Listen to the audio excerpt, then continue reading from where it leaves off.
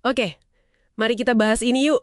Pernah nggak sih Anda ngerasa udah punya kebiasaan bagus nih, tapi kok lama-lama semangatnya kayak luntur gitu aja? Kayak motivasi itu ada tanggal kedaluarsanya. Nah, sumber kita kali ini, bab 19 dari Atomic Habits, punya jawaban seru lewat aturan Goldilocks. Judulnya aja udah bikin mikir. Cara tetap termotivasi dalam hidup dan pekerjaan. Konsepnya ini katanya terinspirasi dari komedian Steve Martin. Bayangin deh, dia itu butuh 18 tahun loh buat sukses beneran. 10 tahun belajar, terus 4 tahun poles materi di klub-klub kecil, baru deh 4 tahun terakhir itu dia meledak. Gimana ya caranya dia bisa tahan selama itu? Kok nggak nyerah aja gitu? Persis. Dan inti dari aturan Goldilocks ini yang dibahas di sumbernya, yaitu tadi. Manusia itu paling semangat justru pas ngerjain tugas yang tingkat susahnya itu pas. Istilah kerennya just manageable difficulty. Artinya, tugas itu sedikit di atas level kita sekarang. Tapi yang nggak susah-susah banget sampai bikin frustrasi gitu. Kayak main game lah. Level gampang, ya bosen. Level susah banget, ya nyerah. Harus pas di tengah. Wah, menarik banget. Jadi ada kayak zona ideal gitu ya buat tantangannya. Bukan cuma perasaan aja, tapi ada ukurannya gitu. Betul. Sumber ini nyebutin kalau ilmuwan bahkan, coba ngukur loh. Katanya nih, buat bisa masuk kondisi flow itu loh, kondisi fokus penuh, masuk zona, tugasnya itu idealnya sekitar 4% di atas kemampuan kita saat ini. Angka 4% ini ya mungkin susah ngukurnya di dunia nyata.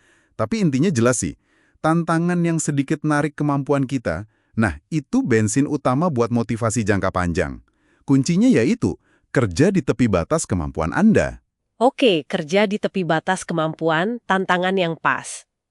Kedengarannya masuk akal ya buat jaga semangat di awal. Tapi tunggu dulu deh, sumber Anda ini bilang sesuatu yang agak bikin kaget nih. Katanya, musuh terbesar kemajuan jangka panjang itu bukan gagal pas nyoba hal susah, tapi justru rasa bosen pas kita udah berhasil bikin sesuatu jadi kebiasaan. Loh ini kan kayak kebalikannya dari yang biasa kita pikir ya. Tepat sekali. Ini poin krusial banget di bab ini. Jadi, pas sebuah kebiasaan udah otomatis, udah jadi rutinitas gitu aja, sensasi barunya, tantangannya itu hilang.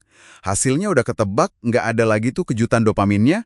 Nah, disinilah bosan mulai nyelip masuk. Kita mulai ngerasa flat, datar aja, dan tanpa sadar, bisa jadi malah kita sabotase kemajuan sendiri. Cuma buat cari variasi baru atau ya keseruan dikit. Sumber ini bahkan ngutip Machiavelli loh yang bilang kalau manusia itu ya pengennya yang baru terus. Orang sukses saja pengen perubahan apalagi yang gagal kan? Wah, dalam juga ya maknanya. Terus gimana dong cara kita ngelawan si musuh bosen ini? Apalagi kan kita udah susah payah bangun kebiasaannya. Nah, disinilah sumbernya nekenin beda mendasar antara pola pikir amatir sama profesional. Siapa aja bisa semangat kerja keras kalau lagi mood, atau pas semuanya masih baru dan seru. Gampang itu. Tapi yang bikin beda seorang profesional itu ya kemampuannya buat tetap disiplin. Tetap lakuin apa yang harus dilakuin, meskipun kerjaan itu rasanya udah ngebosenin atau nggak menarik lagi. Mereka itu pegangannya jadwal, proses, bukan perasaan sesaat. Kalau amatir, ya cenderung biarin aja hidup, mood, atau gangguan kecil gitu nalangin jalan mereka. Jadi kuncinya bukan cuma bangun kebiasaan, tapi juga bangun mentalitas buat bertahan, ngelewatin fase bosen itu ya. Bener. Dan cara bertahannya itu bukan pasrah sama bosennya, tapi justru terus bikin penyesuaian kecil.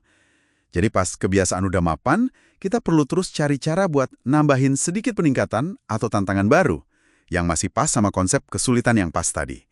Mungkin coba variasi dikit dalam rutinitas, atau pasang target mikro yang sedikit lebih tinggi, atau belajar hal baru dikit dari skill yang sama. Peningkatan-peningkatan kecil ini yang bikin kita tetap terlibat, bikin progres kerasa nyata, dan jaga api motivasi biar nggak padam karena bosen. Balik lagi ke Steve Martin tadi, dia kan nggak ngelakuin hal yang sama plek selama 18 tahun. Dia pasti terus eksperimen, naikin level tantangannya pelan-pelan. Oke. Jadi, apa nih artinya semua ini buat Anda yang lagi dengerin? Sumber dari Atomic Habits ini, lewat aturan Goldilocks, kayak ngasih kita peta jalan motivasi gitu ya. Kita butuh tantangan yang pas buat mulai dan berkembang sedikit aja di atas kemampuan kita. Tapi hati-hati, pas kita udah jago, musuh sebenarnya itu malah si bosen. Kunci sukses jangka panjangnya ya nemuin cara buat terus maju, terus nambah tantangan mikro yang relevan, bahkan atau justru pas rutinitas itu mulai kerasa datar. Nah, ini jadi munculin pertanyaan penting nih buat refleksi Anda. Mengingat puncak motivasi kita itu ada di tepi kemampuan kita, gimana caranya Anda bisa secara sadar, mungkin mulai hari ini, ngerancang sedikit regangan, tantangan kecil yang pas gitu, ke dalam rutinitas Anda yang mungkin udah mapan, atau malah udah mulai kerasa agak ngebosenin. Gimana Anda bisa jaga percikan api itu tetap nyala, bikin kemajuan tetap kerasa menarik, tanpa bikin Anda kewalahan sampai pengen berhenti sama sekali.